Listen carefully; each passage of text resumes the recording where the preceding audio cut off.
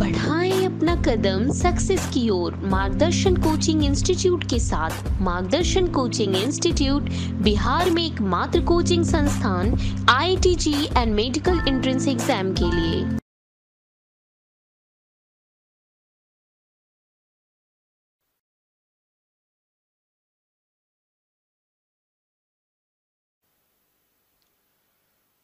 तो पिछले लेक्चर में हम लोगों ने जीरो ऑर्डर रिएक्शन जो है उसको देखा, उसके ग्राफ्स वगैरह देख लिए हैं। आज बेटा हम लोग कुछ टाइम के रिलेटेड चीज़ों को देखने जा रहे हैं और उस पर कुछ क्वेश्चंस भी करेंगे और उसके बाद फिर we will move out to the first order reaction. तो सबसे पहला जो टाइम है वो है हाफ लाइफ टाइम।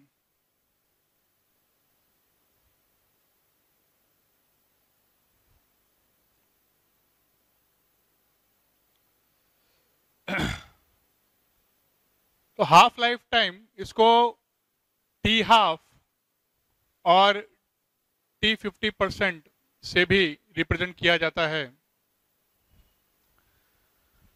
किस तरीके से वो समझो, ये एक्चुअली में है क्या। तो it is a time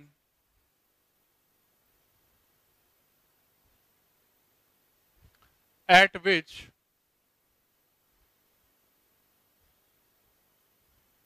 the concentration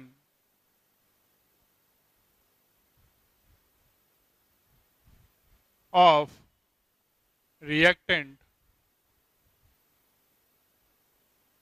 becomes half.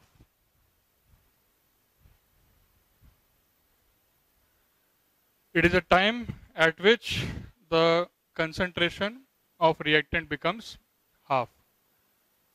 तो जिस टाइम पे कंसंट्रेशन आधा हो जाए उसको हम लोग क्या बोलते हैं कि हाफ लाइफ टाइम।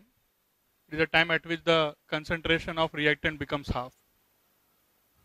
अब इसको सिर्फ जीरो ऑर्डर नहीं, सेम चीज आपको first order, second order, nth order, जहां भी जिस भी ऑर्डर की आप बात करोगे उस पर आप निकाल सकते हो, क्योंकि कोई सा भी ऑर्डर हो हाफ लाइफ तो सबका हो ही सकता है, कंसंट्रेशन आधा किसी टाइम पे आएगा ही सभी का।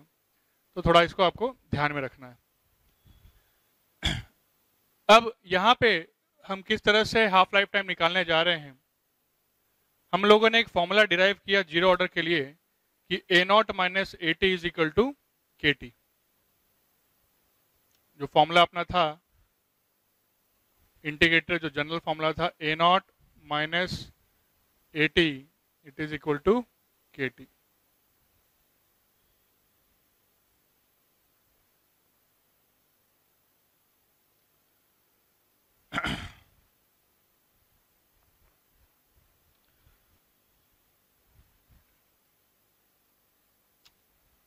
तो at T is equal to T half या T50%,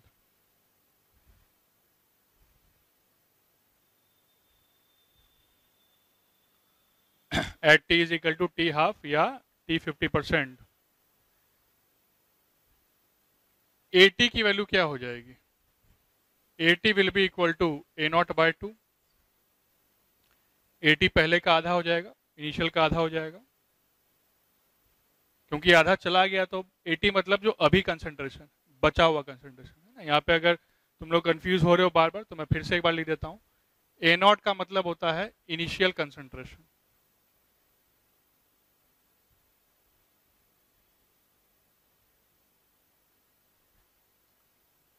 AT का मतलब होता है कंसंट्रेशन एट टाइम T।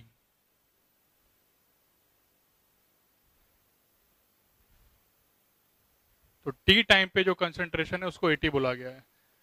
तो क्योंकि हाफ लाइफ टाइम का मीनिंग तुमको मैंने बताया कि जब कंसंट्रेशन क्या हो जाए, आधा हो जाए, है ना। तो जब आधा हो जाए मतलब कि आधा चला गया आधा बचा हुआ, तो AT मतलब जो बचा हुआ कितना, A0 बाय 2, ये हम लोग पुट करेंगे।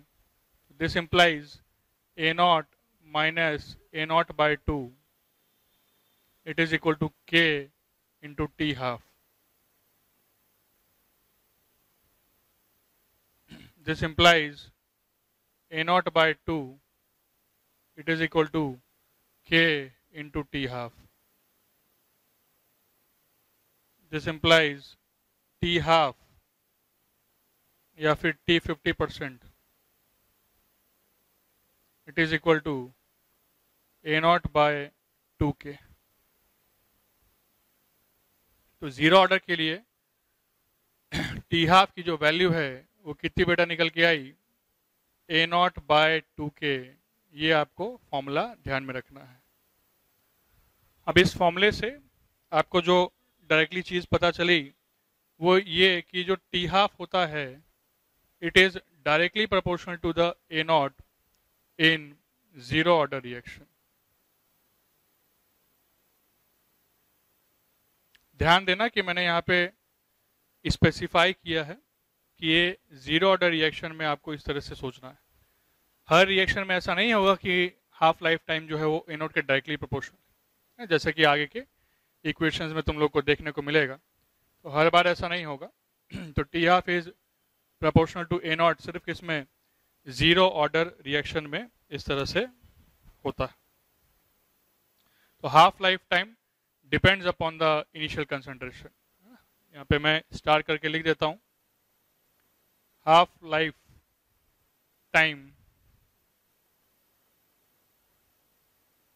Depends directly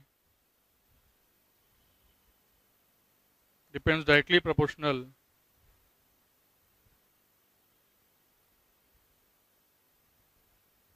with respect to initial concentration.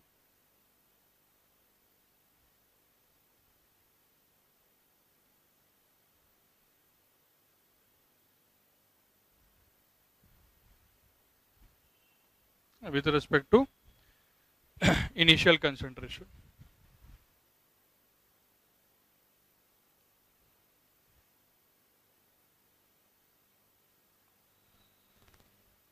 अब इसके बाद एक और टाइम है बेटा जिसको बोलते हैं कि T3/4 है ना, या फिर T 75%. उस पर भी आते हैं. आई होप इतना नोट कर लिया होगा.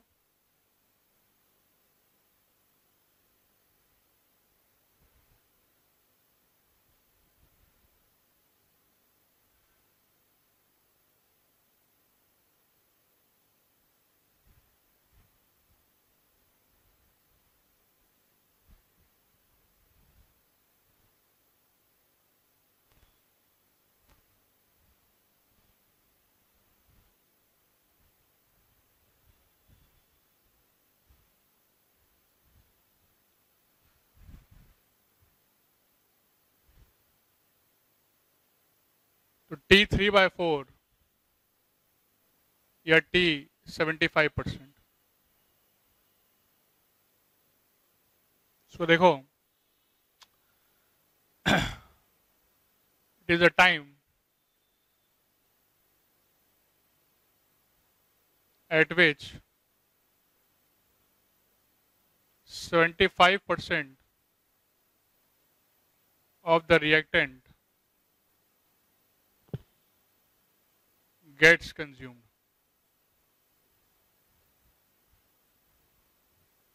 It is a time at which 75% of the reactant gets consumed. तो 75% जो है रिएक्टेंट का वो कंज्यूम हो जाए, खत्म हो जाए, उसको हम लोग बोलते हैं T 75%. फिर से हम लोग वही इक्वेशन अपने जीरो ऑर्डर वाली लेने जा रहे हैं. A naught minus AT it is equal to KT. जहां A naught का मतलब है इनिशियल कंसंट्रेशन,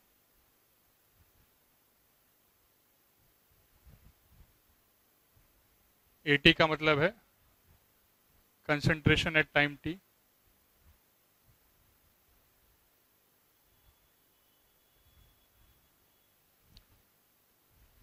अब देखो, at T is equal to T3/4 75% जो है वो रिएक्टेंट का कंज्यूम हो गया, खत्म हो गया, इस बात का ध्यान रहे। तो बचा कितना? 75% कंज्यूम हो गया, उसको बोलते हैं T3/4 या T75%। तो जब 75% जो है वो कंज्यूम हो गया तो बचा 25%, और 25% अगर बचा तो AT की वैल्यू कितनी हो जाएगी? AT की वैल्यू हो जाएगी A0/4। 25% मतलब 1/4 पार्ट जो है वो बचा हुआ है। AT का मतलब अभी कितना कंसंट्रेशन है वो होता है। तो AT is equal to A0/4, मतलब 25% जो है वो बचा हुआ है। तो इसको पुट करते हैं, तो this implies A0 minus A0/4 it is equal to KT।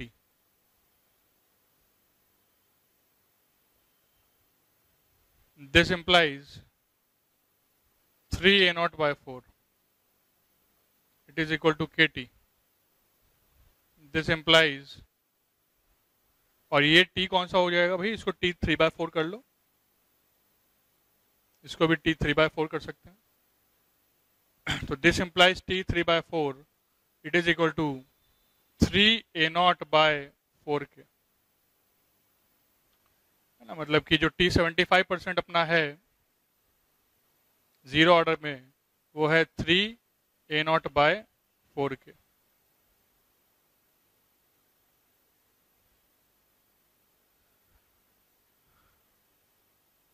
हम लोग इसमें रिलेशन ड्रॉ कर सकते हैं T3/4 और T½ जो तुम लोगों ने पढ़ा है, तो उसको हम लोग रिलेट कर सकते हैं। जैसे T½ जो तुमने पढ़ा था T50%, वो किसके बराबर था? वो था कि A0/2 के, और T75% जो है वो है 3A0/4 के। तो अगर मैं बोलूं कि what is the relation between half life time, मतलब कि T50% एंड T75%, इन दोनों में क्या रिलेशन है? तो साफ तुमको दिखाई दे रहा है। अगेन किसके लिए बोल रहा हूं? For zero order reaction.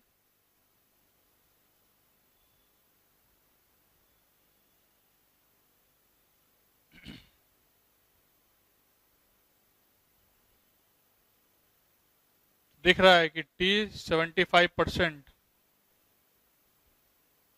Bye T50% अगर मैं कर दूं तो ये क्या हो जाएगा? देखो K से K कट जाएगा, A0 से A0 कट जाएगा, या मैं पूरा ही लिख देता हूं बेटा, 3A0/4 के बटा A0/2 के।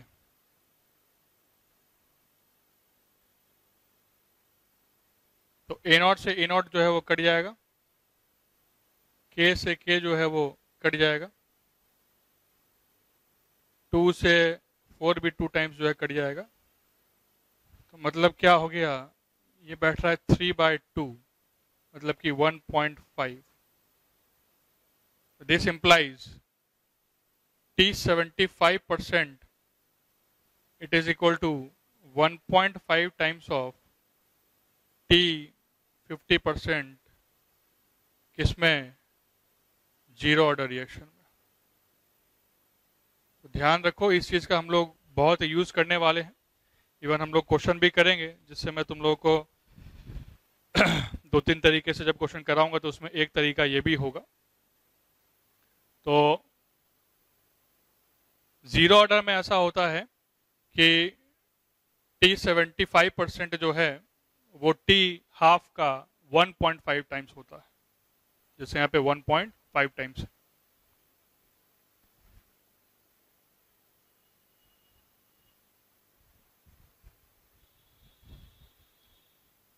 अब नेक्स्ट इसमें हम लोग T100% की बात करने जा रहे हैं।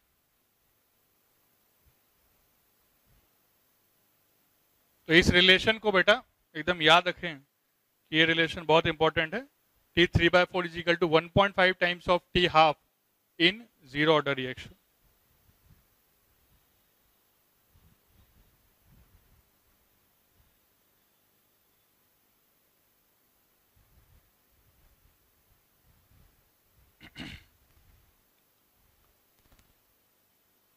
बात करते हैं टाइम ऑफ कंप्लीशन या T 100%।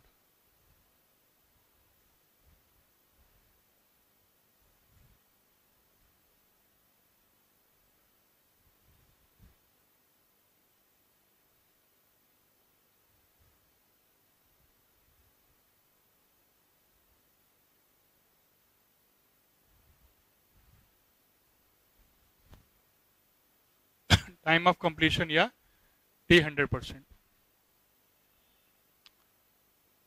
It is a time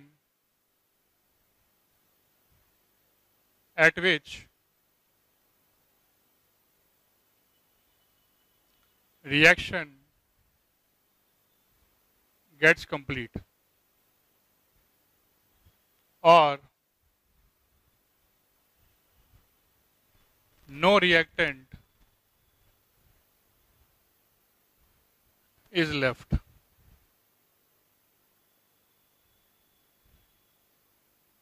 तो ये वो टाइम है जब रिएक्शन कंप्लीट हो जाती है, या हम ऐसा बोल सकते हैं कि रिएक्टेंट कुछ भी नहीं बचा, जीरो बचा है, एकदम खत्म हो गया, finish. That is called T 100% या T completion, time of completion, इस तरीके से।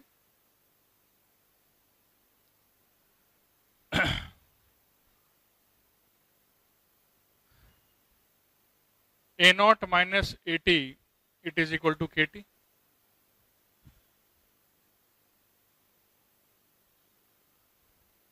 At T is equal to T completion, देखो सारा जो रिएक्टेंट है खत्म हो गया, तो बचा कितना? जब भाई खत्म ही हो गया तो बचेगा क्या? जीरो। जब खत्म हो गया तो कुछ बचा ही नहीं भाई, सब तहस नहस हो गया। तो AT की वैल्यू कितनी? जीरो। AT की वैल्यू अगर जीरो, तो यहां से देखो इक्वेशन बना लो, A0 minus zero is equal to KT। ये कौन सा T है? 100% वाला time. This implies T 100% it is equal to A0 by K।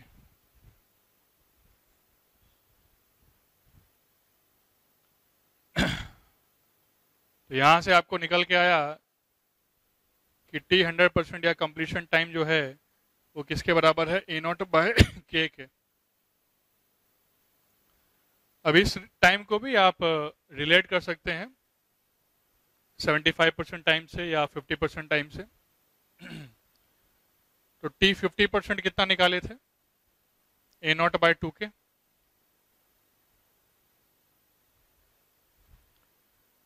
T 75% कितना निकाले? 3 A0 बाय 4 के। तो अगर आप कंपेयर करोगे 100% टाइम को, तो T 100% it is equal to, देखो हाफ लाइफ से अगर कंपेयर करोगे, तो अगर मैं इसमें 2 से मल्टीप्लाई कर दूं तो 2 से 2 कट जाएगा, A0 बाय K आ जाएगा। इसका मतलब क्या है कि T 100% it is equal to twice of T 50% in case of zero order reaction. अब आप बोलोगे सर ये क्या बता रहे हो, मतलब ऑब्वियसली मतलब जिस भी रिएक्शन को इतने टाइम में, आधा टाइम में इतना टाइम लगेगा, मान लीजिए 10 सेकंड लगा है, तो पूरा खत्म होने में तो 20 होना चाहिए यूनिटरी मेथड से। तो बेटा यूनिटरी मेथड जो तुम अप्लाई कर रहे हो ना, वो इसलिए कर पा रहे हो क्योंकि इसकी रिएक्शन जो है वो लीनियरली चल रही है। आगे के जो ऑर्डर चलोगे, फर्स्ट ऑर्डर, सेकेंड ऑर्डर, जिसमें कि लॉग वगैरह का टर्म रहेगा, है ना, या लीनियर नहीं रहेगा, कुछ और फंक्शन से चल रहा होगा, मान लिया रेसिप्रोकल या पैराबोलिक या कुछ भी फंक्शन हो सकता है, तो उसमें ऐसा नहीं निकल के आएगा, है ना। उसमें क्या निकल के आएगा उसको भी तो मैं बताता हूँ, बट उसमें ये नहीं निकल के आएगा। तो ऐसा कभी नहीं सोचना कि सर ये तो हम जानते हैं कि 50% में इतना टाइम लग रहा है, तो फुल में जो है इतना टाइम लगेगा। ये तुम इसलिए जानते हो क्योंकि तुम यूनिटरी मेथड खाली सोच रहे हो। यूनिटरी मेथड जो है वो इसलिए लग रहा है यहाँ पे क्योंकि यहाँ पे लीनियर फंक्शंस है, यहाँ पे कुछ अलग फंक्शन नहीं है, all the functions are linear function. लेकिन अगर लीनियर फंक्शन नहीं होते तो ऐसा नहीं निकल के आ पाता। सिमिलरली 100% और 75% को कंपेयर करोगे तो ये ए नॉट बाय के है, ये A naught by 3 A naught by 4 के है। तो दिख रहा है सीधे कि टी 100% जो है it is equal to 3/4 times of T 75%, या इसको आप बोल सकते हो कि T 100% it is equal to 0.75 times of T 75%। ध्यान दें कि ये जो भी मैं फॉर्मूले करवा रहा हूं ये सारी चीजें अभी किसके लिए खाली चल रही है, only for zero order reaction.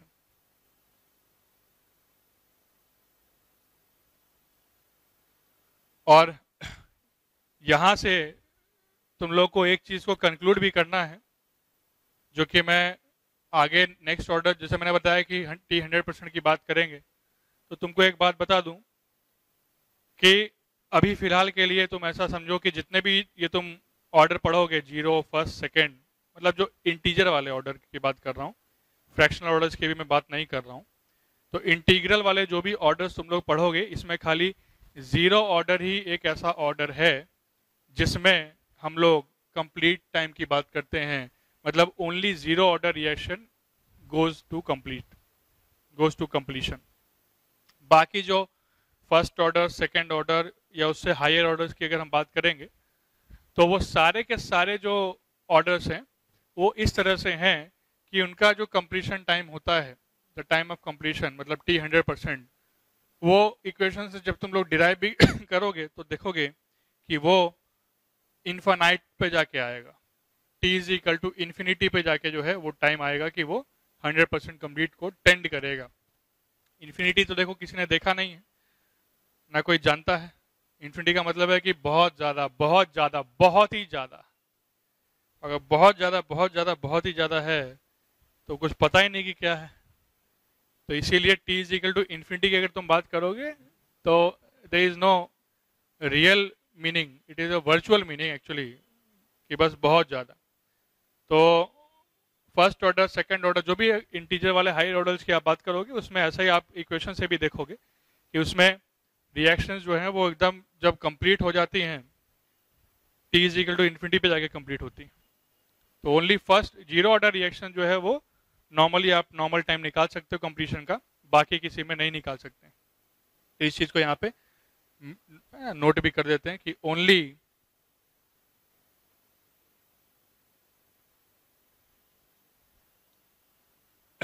Zero order reaction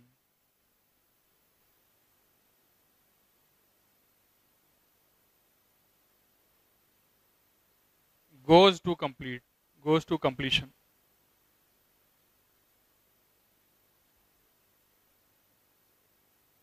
देखो इसको स्टार करके जो है नोट कर दिए हैं ताकि तुम लोगों को कोई दिक्कत ना हो कि only zero order reaction goes to completion. अब बात करते हैं जीरो ऑर्डर रिएक्शंस के कुछ एग्जांपल्स की, और उसके बाद फिर मैं कुछ क्वेश्चंस उठाऊंगा जिसमें तुम लोगों को ये अप्लाई करवाऊंगा ये पूरा जो तुम लोगों ने पढ़ा है।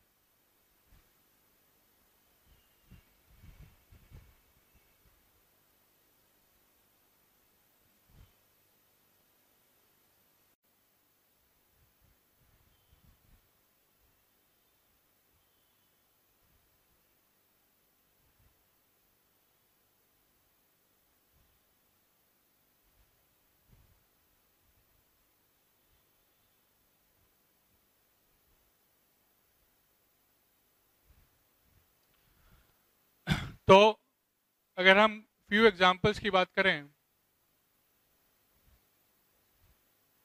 Of zero order reaction,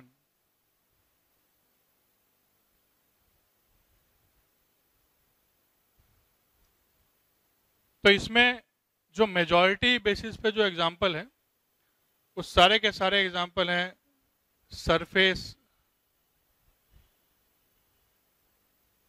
chemistry reactions या इक्वेशंस। मतलब जो भी रिएक्शन सरफेस पे होती है, जैसे ये एक चैम्बर मान लो, यहाँ पे ए है, यहाँ पे बी है, बट ये बल्क के अंदर जाके नहीं, ये सरफेस पे ही रिएक्ट करके आपको दे दिया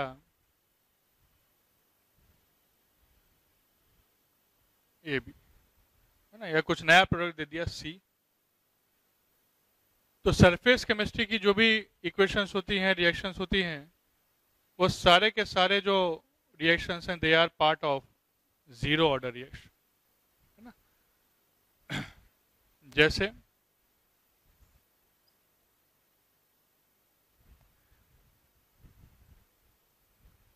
कैटालिसिस रिएक्शंस, जिसमें जनरली H2/PD हम लोग यूज करते हैं।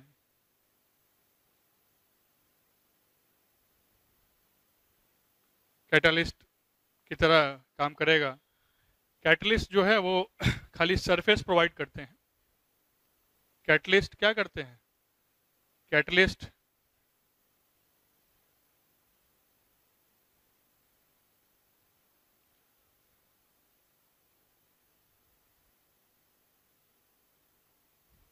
catalysts alter the rate of reaction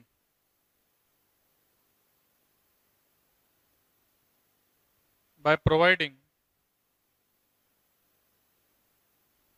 surface altering the activation energy।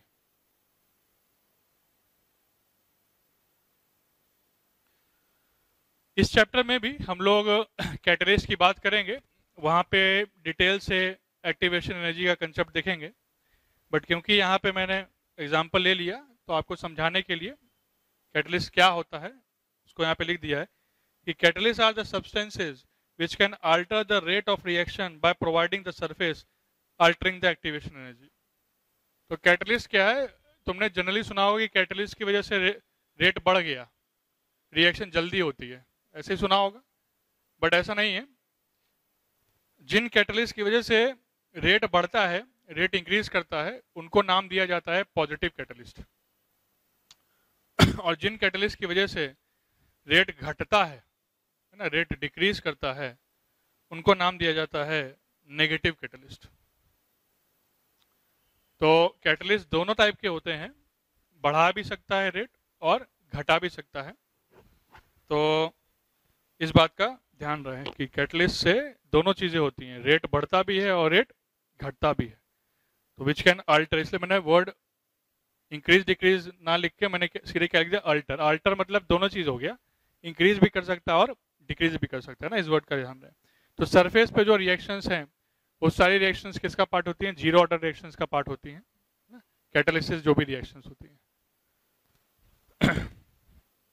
अब हम कुछ क्वेश्चंस उठाएंगे जिसमें तुमको देखना पड़ेगा कि तुम इक्वेशन से सॉल्व करो कि क्या चीज लगा के सॉल्व करोगे तो ज्यादा तुम्हें फायदा मिलेगा।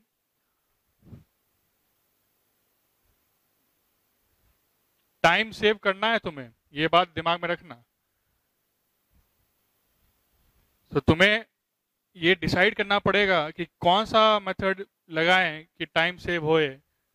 क्या हम पूरा ही जो फॉर्मूला पढ़े हैं सब फॉर्मूला लगा लगा के पूरा सॉल्व करते रहें, या कुछ ट्रिकी गेम खेलें?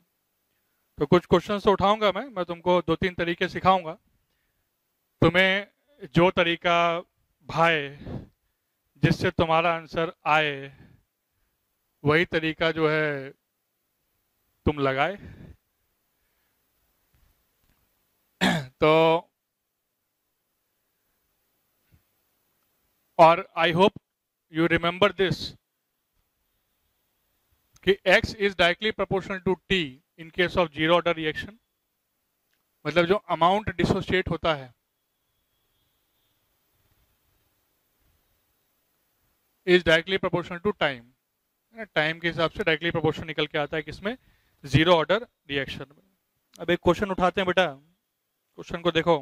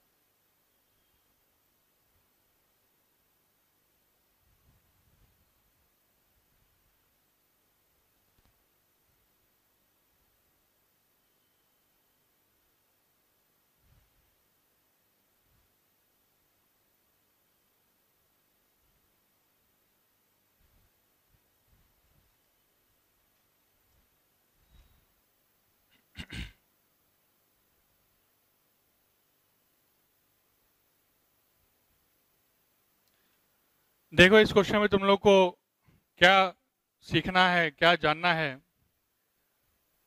बोला है क्या, a गिव्स b और r इज इक्वल टू के ए की पावर 0। तो सबसे पहली बात कि भाई r इज इक्वल टू के ए की पावर 0, ये तुमको क्या दिखा रहा है कि the reaction is zero order.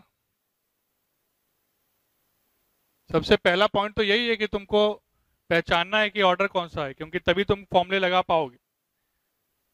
जैसा मैंने बताया, हर एक ऑर्डर के लिए आपके पास अलग अलग फॉर्मूले हैं, डिफरेंट डिफरेंट फॉर्मूले हैं। तो किसी एक का दूसरे में मिक्स नहीं कर सकते हो, है ना, किसी एक का दूसरे में हम लोग मिक्स नहीं करेंगे। तो जीरो ऑर्डर है, ये आपको ये क्वेश्चन बता रहा है, क्योंकि ए की पावर कितनी लगा हुआ है, 0 लगा हुआ है। बोला अगर कंसंट्रेशन ए का डिक्रीज हो जाता है from 0.1 to 0.05 molar in 10 second, तो calculate the concentration of A after 15 second.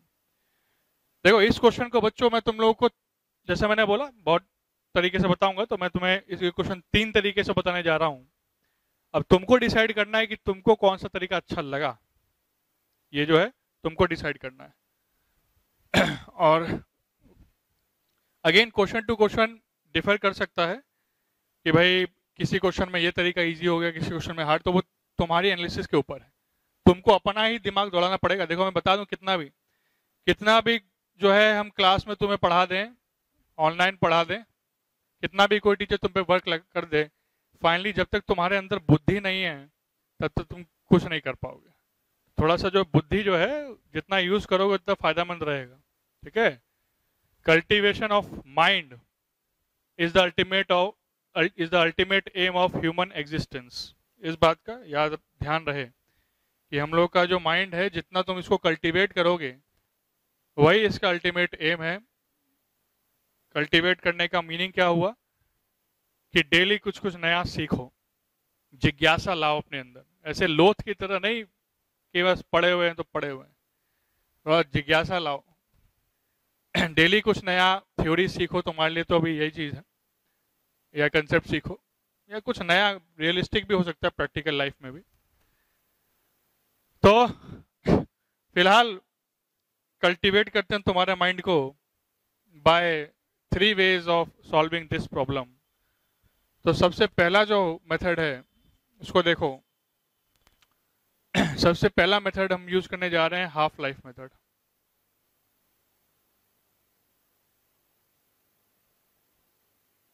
है ना। टी हाफ को लेके यूज करने जा रहे हैं। वो देखो किस तरह से 0.1 मोलर से ये हो गया 0.05 मोलर, और ये कितने टाइम में हुआ, तो ये 10 सेकंड में भैया ये ऐसा हो गया। तो बोल रहा है कि ए का कंसंट्रेशन पूछा है 15 सेकंड के बाद, मतलब कि 10 तो वहां हो चुका था, तो आगे अगर 5 सेकंड और कर दूं तो ए का कंसंट्रेशन जो है कितना होगा, ये पूछा है क्वेश्चन ने।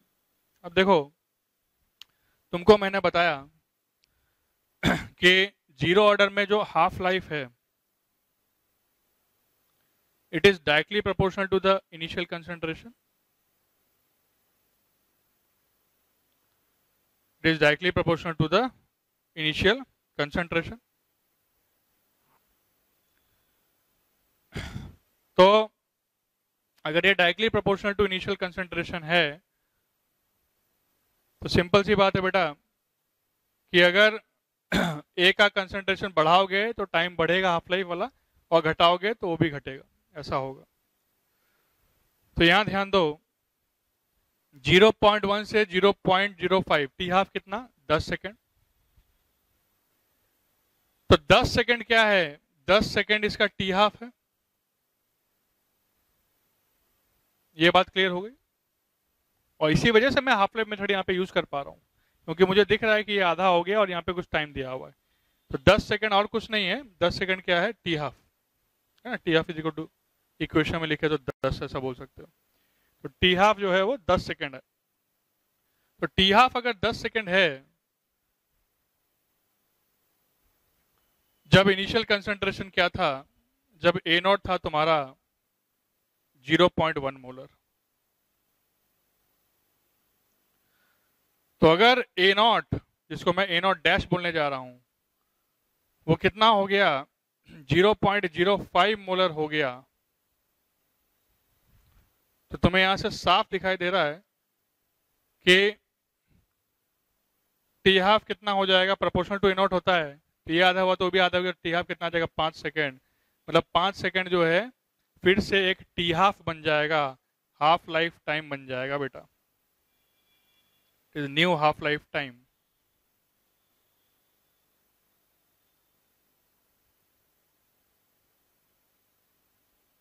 और क्योंकि ये न्यू हाफ लाइफ टाइम अगर हो गया तो सिंपल सा मतलब है कि हाफ लाइफ है तो भाई यहाँ पे कितना कंसंट्रेशन होगा?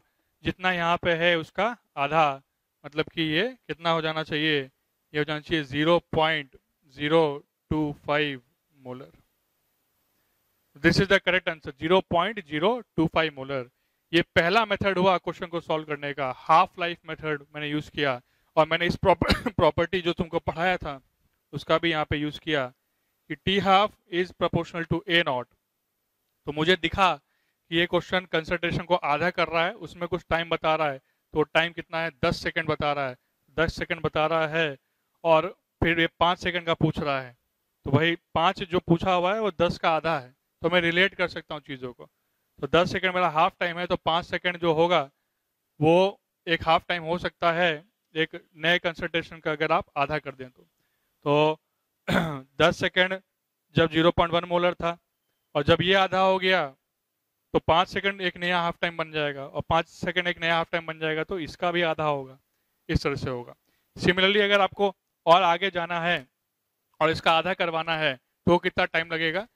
तो क्योंकि इतने में लगा है 5 सेकंड, तो इसके आधे में इसका भी आधा लगेगा, टाइम का भी आधा लगेगा, तो 2.5 सेकंड हो जाएगा। और आगे जाओगे तो 1.25 हो जाएगा। इस तरीके से जो है चलता जाएगा सिनेरियो। तो ये पहला मेथड हुआ क्वेश्चन को सॉल्व करने का, जिसको मैं बोल रहा हूँ हाफ लाइफ मेथड, मतलब टी हाफ का हमने यूज किया है बेटा। अब नेक्स्ट मेथड जो देखने जा रहे हैं उसको देखो।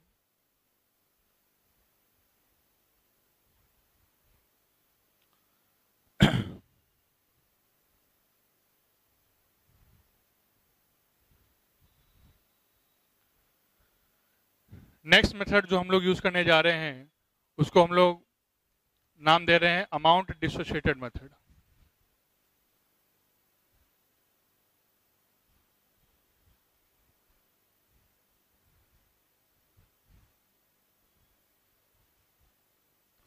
Amount dissociated method. तो अमाउंट डिसोशिएटेड मेथड में तुमको क्या देखना है? तुमको मैंने एक रूल सिखाया था अमाउंट डिसोशिएशन का। आई होप वो रूल तुमको याद होगा।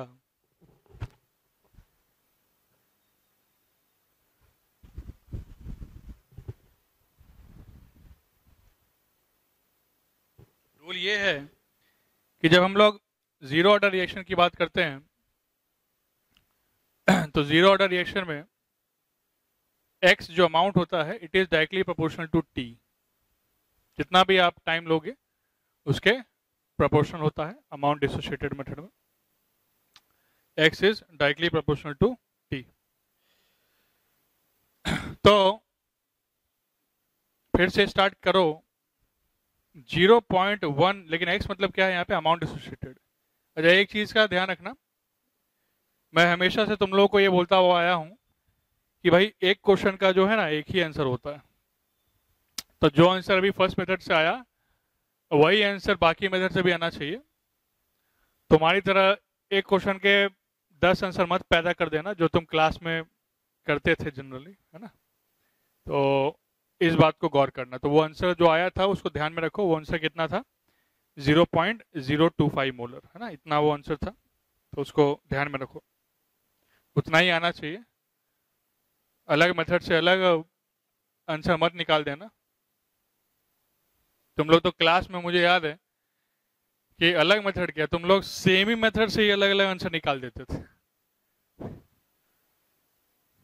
अलग लेवल के जीनियस हो, है ना। एक ही मेथड से भी अगर क्वेश्चन को कराया गया था क्लास में तो हमें याद है तुम लोग एक ही मेथड से 10 आंसर निकाले थे एक दिन, 10 या 8 ऐसा कुछ। इतने आंसर तुम लोग दिए थे तो इसीलिए अपनी एफिशिएंसी को थोड़ा सुधारो।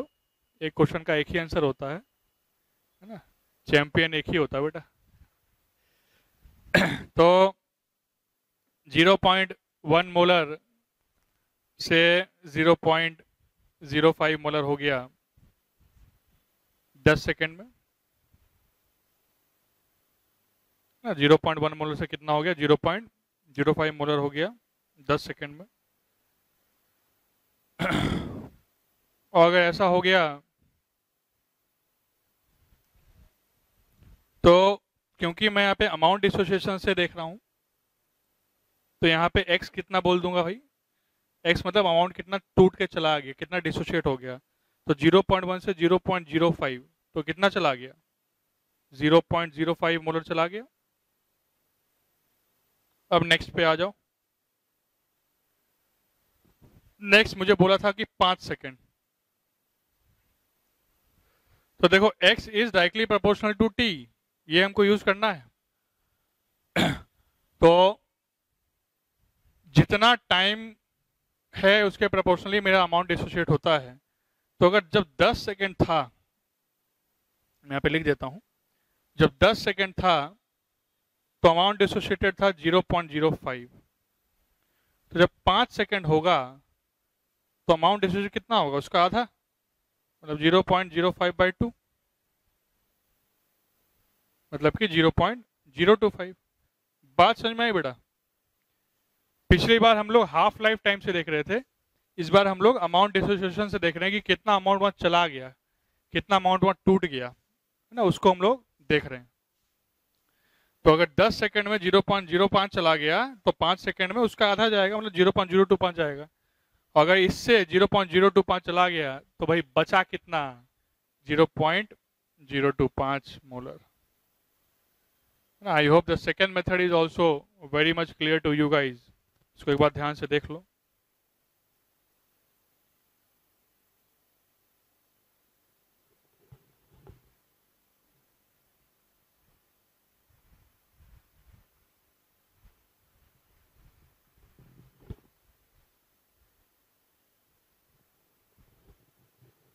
इसके बाद हम लोग तीसरे मेथड पे जा रहे हैं।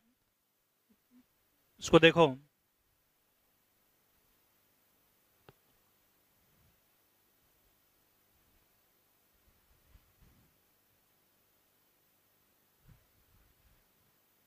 सेम ही क्वेश्चन के तीसरे मेथड पे जा रहे हैं।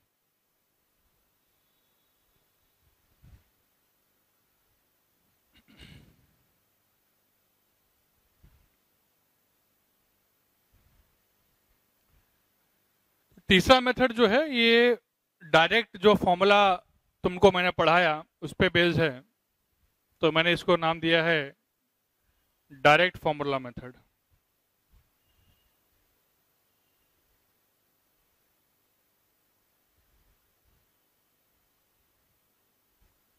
ना, डायरेक्ट फॉर्मूला मेथड। तो डायरेक्ट फॉर्मूला मेथड क्या है, और यही वाला जो मेथड है ये तुम्हारे एनसीईआरटी में भी गिवन है। मतलब एनसीईआरटी में बाकी जो मैंने पढ़ाया वो तुमको नहीं मिलेगा देखने के लिए, इसलिए जो दोनों मेथड बताया उसको थोड़ा अच्छे से रिवाइज करना सीखना, क्योंकि उससे टाइम सेव होता है ना। एनसीईआरटी में तो लेंथी मेथड, नॉर्मल मेथड ही दिया हुआ है, बट वो जो मैंने मेथड बताया हाफ लाइफ मेथड और अमाउंट डिसोशिएटेड मेथड, वो एनसीईआरटी में नहीं है, तो आपको और कहीं मिलेगा भी नहीं। इसीलिए बेटर है कि जो पढ़ाया उसको अप्लाई करना। नेक्स्ट है डायरेक्ट फॉर्मूला मेथड। तो डायरेक्ट फॉर्मूला मेथड देखो, जैसे तुम्हारे पास फॉर्मूला है A0 minus AT it is equal to KT। A0 minus AT is equal to KT। इस फॉर्मूले को बेस बनाते हुए हम लोग इक्वेशंस लिखेंगे और इक्वेशन से क्वेश्चन को सॉल्व करने की कोशिश करेंगे, है ना। ये तीसरा मेथड है। तो सबसे पहला जो इक्वेशन लिखता हूं मैं, सबसे पहला लिखता हूं A0 मतलब कितना हुआ, 0.1। तो 0.1 माइनस AT मतलब कि 0.05 it is equal to K के की वैल्यू दिया है क्या? के की वैल्यू जो है वो नहीं दिया है, तो के को लिख दो के इंटू टी। टाइम दिया है क्या? बिल्कुल टाइम दिया है 10 seconds. This is the equation first. तो इस इक्वेशन से तुम्हें के की वैल्यू जो है वो मिल जानी चाहिए। तो के की वैल्यू देख लो कितनी आएगी। ये हो गया 0.05 और उधर से बटा 10 हो जाएगा, मतलब कि के की जो वैल्यू है वो हो जाएगी 0.005। नहीं, फर्स्ट इक्वेशन से तुमने निकाल लिया के की वैल्यू। नेक्स्ट बात करते हैं कि नेक्स्ट कंडीशन लेते हैं, क्योंकि उसने पूछा calculate the concentration of A after 15 second, मतलब 15 सेकेंड के बाद जो है उसने कुछ पूछा हुआ है। तो सेकेंड इक्वेशन लगाओ, तो ए नॉट मतलब वही 0.1 माइनस कंसंट्रेशन तो पूछा है उसने, तो इसको मैं 80 बोल के चल रहा हूँ। इट इज इक्वल टू के इंटू टी, तो मतलब कि 0.005 इंटू टी। टी मतलब कि कितना? टी 15 सेकेंड्स है ना। तो यहाँ से 80 की वैल्यू तुम्हें मिल जाएगी। 80 विल बी इक्वल टू क्या हो जाएगा? 0.1 माइनस इतना, ये कितना हो जाएगा? 15 5 जा 75 और 3 डॉट लगे हुए हैं, तो ये हो जाएगा 0.075, ऐसा हो जाएगा, है ना। 3 पेज में डेसिमल लगा हुआ है बेटा। तो 0.1 माइनस 0.075 ये करोगे तो ये वही आ जाएगा 0.025 मोलर। ये टी की वैल्यू आ जाएगी and this is the correct answer. तो जैसा मैंने तुम्हें बोला था कि एक क्वेश्चन का एक ही आंसर होता है, मैंने तुम्हें 3 मेथड जो है बेटा बता दिए। अब इन तीनों मेथड से तुम, जैसे मैंने बोला कि जो मेथड तुमको भाए, जिससे तुम्हारा आंसर आए, वो तुम यूज कर सकते हो क्वेश्चन को सॉल्व करने में। तो पहला मेथड था हाफ टाइम मेथड, दूसरा मेथड था तुम्हारे पास अमाउंट डिसोसिएशन मेथड, और तीसरा मेथड है डायरेक्ट फॉर्मूला मेथड। नेक्स्ट एक और क्वेश्चन पे हम लोग चल रहे हैं, जीरो ऑर्डर के ही एक और क्वेश्चन पे चल रहे हैं, उसको देखो।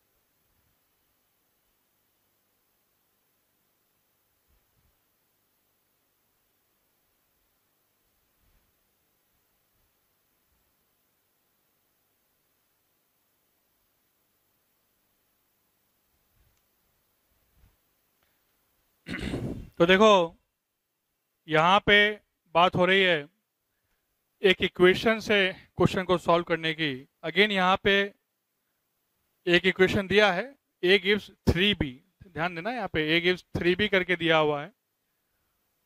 अगेन ये हमें शो कर रहा है कि ये क्या है, ये एक जीरो ऑर्डर रिएक्शन है। बोला initially concentration of A was 0.1 molar which reduces to 0.05 molar in 10 seconds. Calculate the concentration of B after 15 seconds. तो कंडीशन कुछ कुछ पहले वाले क्वेश्चन जैसी ही है, लेकिन इस बार बी का कंसंट्रेशन उसने पूछा है और एक इक्वेशन इस तरह से देते हुए। तो इसको इक्वेशन से भी सॉल्व कर सकते हो, नॉर्मली भी सॉल्व कर सकते हो। देखो A gives 3B, तो time t is equal to 0 पे A का कंसंट्रेशन दिया हुआ है 0.1 मोलर, है ना। B के बारे में कुछ बोला नहीं था तो हम उसको 0 लेके चलेंगे। इस बात का ध्यान रखना कि जब किसी के बारे में कुछ बोला ना हो तो हम लोगों को क्या लेके चलना पड़ता है, उसका 0 लेके चलना पड़ता है। Some time t is equal to 10 seconds के बाद बोल रहा है कि ये 0.05 हो गया। तो अगर ये 0.05 हो गया बेटा, तो वो कितना हो गया होगा भाई? यहां से अगर 1 मोल जाएगा तो वहां 3 मोल प्रोड्यूस हो जाता है। तो अगर 0.05 हो गया मतलब 0.05 ही गया है, तो 0.05 गया है तो उसका 3 गुना हो गया होगा। 5 3 जा 15, तो ये हो जाएगा 0.15। लेकिन ये बी का कंसंट्रेशन तो 10 सेकंड के बाद है। हमसे उसने पूछा कब? हमसे उसने पूछा है 15 सेकंड के बाद। तो t is equal to 15 second पे आ जाओ। तो 15 सेकंड पे जो है कुछ तो मान लो। 15 सेकंड में मान लो कि ये हो गया कि 0.1 माइनस एक्स, और अगर ये x होगा तो ये कितना हो जाएगा? ये हो जाएगा 3x।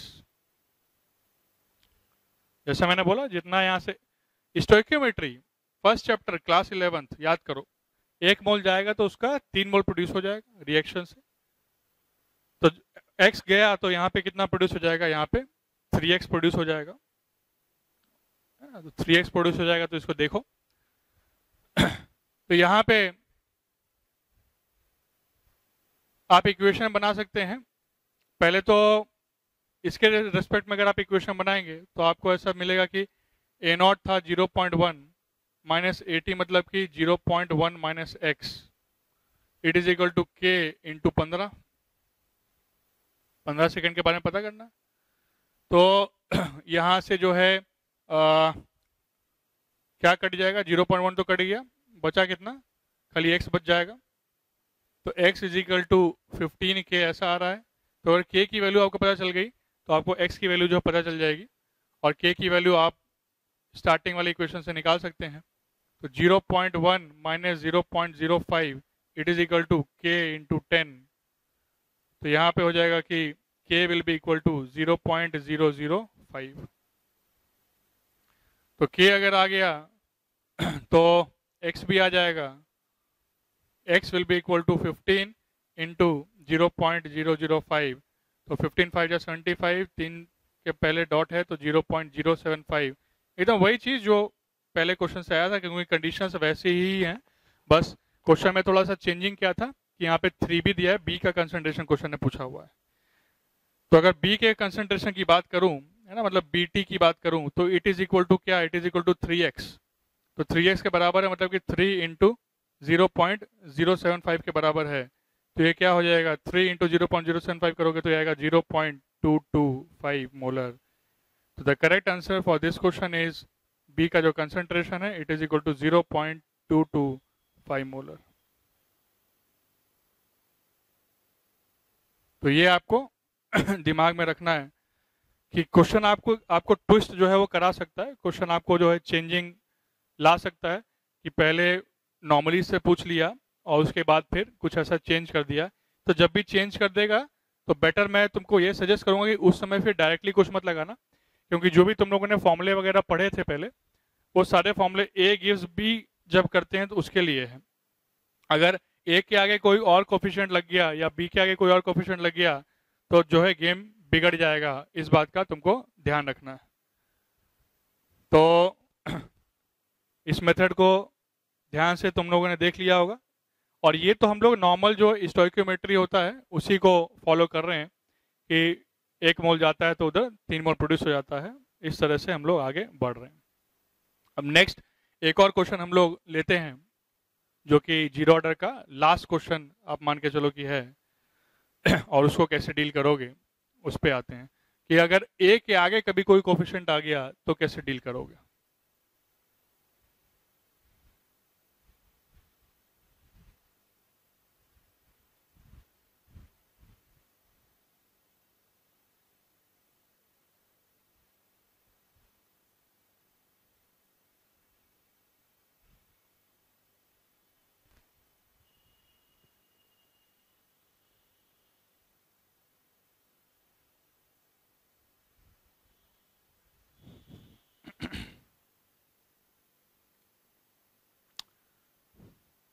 तो जैसे अगर मैं तुम लोगों से पूछ लूं कि अगर 5/2a गिव्स b और r it is equal to k a की पावर 0 दिया हुआ है,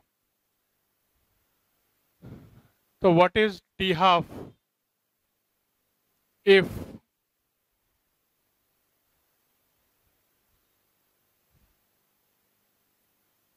initial concentration of A is A naught and rate constant is K। Initial concentration A not है, रेट कांस्टेंट अगर K है तो तुमको बताना है कि टी हाफ का एक्सप्रेशन क्या आएगा। अब देखो नॉर्मली जब हम बात करते हैं अगर A गिव्स B होता तो A गिव्स B वाले में टी हाफ कितना निकल के आया था भाई, A नॉट बाय 2K इतना निकल के आया था जीरो ऑर्डर में। बट ये जो टी हाफ निकल के आया A नॉट बाय 2K ये जब आगे कोफिशिएंट 1 है तब, क्योंकि डेरिवेशन को समझो, डिराइव कहां से हुआ है वहां पे कितना है वहां पे आगे 5/2 टाइम्स जो है वो दिया हुआ है।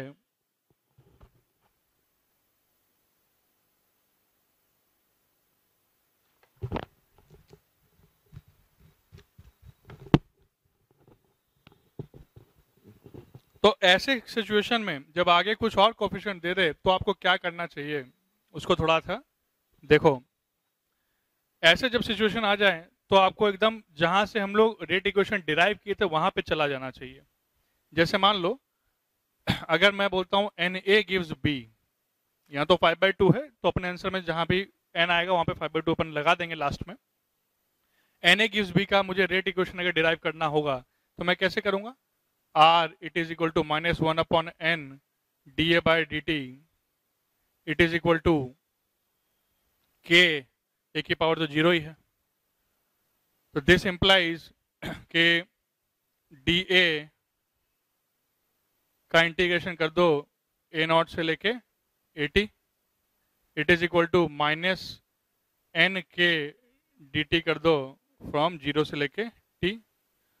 और इस इक्वेशन को अगर तुम सॉल्व करोगे तो ये हो जाएगा 80 minus A naught it is equal to -nkt, मतलब कि A naught minus 80 it is equal to nkt। तो तुम देख सकते हो kt की जगह क्या आ गया, nkt आ गया, मतलब जहां जहां पे k होगा वहां वहां पे आपको nk वर्ड यूज करना पड़ेगा। सिमिलरली अगर मैं टी हाफ की बात करता हूं यहां से for t half,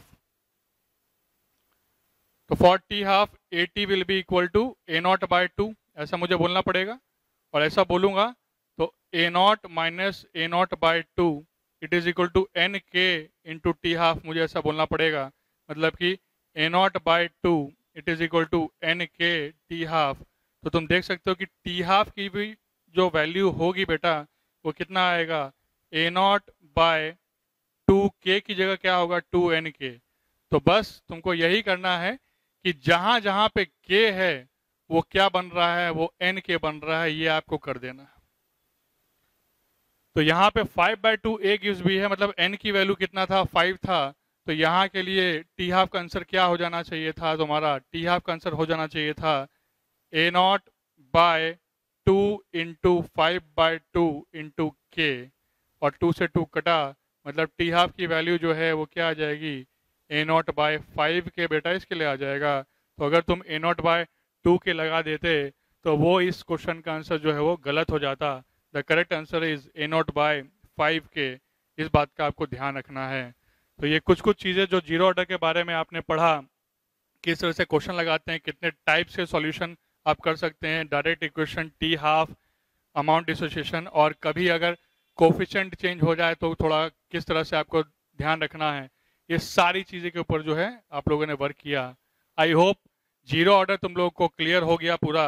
next class में हम लोग फर्स्ट ऑर्डर से स्टार्ट करेंगे और फर्स्ट ऑर्डर के भी इक्वेशंस को देखेंगे, उसके भी ग्राफ्स को देखेंगे, उसमें भी ये सारे फंडेड टी हाफ, T3/4 और क्वेश्चंस जो हैं वो किस तरह से वेरी करेगा अगर ऑर्डर चेंज होगा, उस सारे के बारे में हम लोग नेक्स्ट क्लास में देखेंगे। तब तक के लिए रिवाइज करो और प्रैक्टिस करते रहो।